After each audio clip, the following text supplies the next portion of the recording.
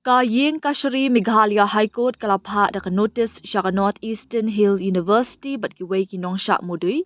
Halwar ka jing mudui da ukertong ka Voice of the People Party VPP. Ubadeiru u Professor ka Nehu ubabat skemerbo.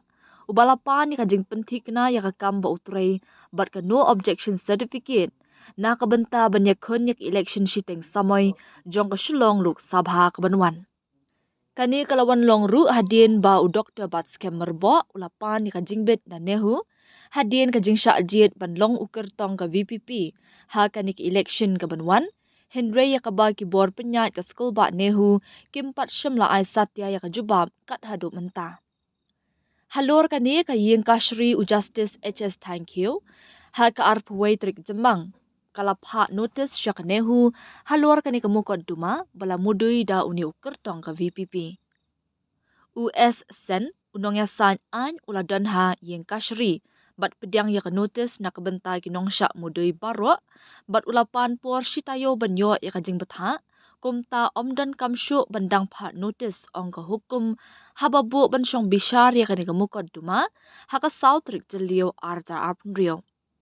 Uni ukertong ka VPP ulalit ujor da kamukod duma hapo ka yeng kashri Meghalaya High Court persya ya ka Nehu habapan ya ka jing pentik na ya ka kamba utray bat ban a jingbet ya u ba unya kun ya kanik election ka banwan.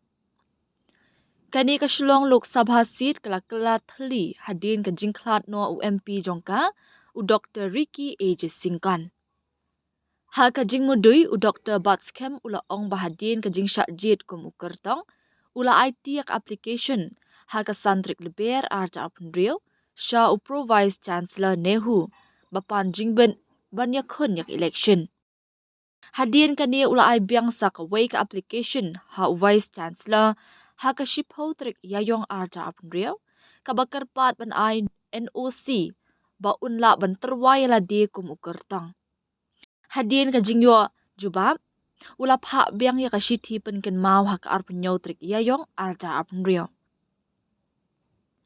Na kalyang u Pro Vice Chancellor ula jubab ha ka South rik leber arta apnrio da ka bapentip siya u bahapo ka Nehu Regulation Rule RE5 ka Executive Council kadi ka bor ka bala ban a jingbet ikinohikay ka Nehu bakin yakon yak election MP ni MLA.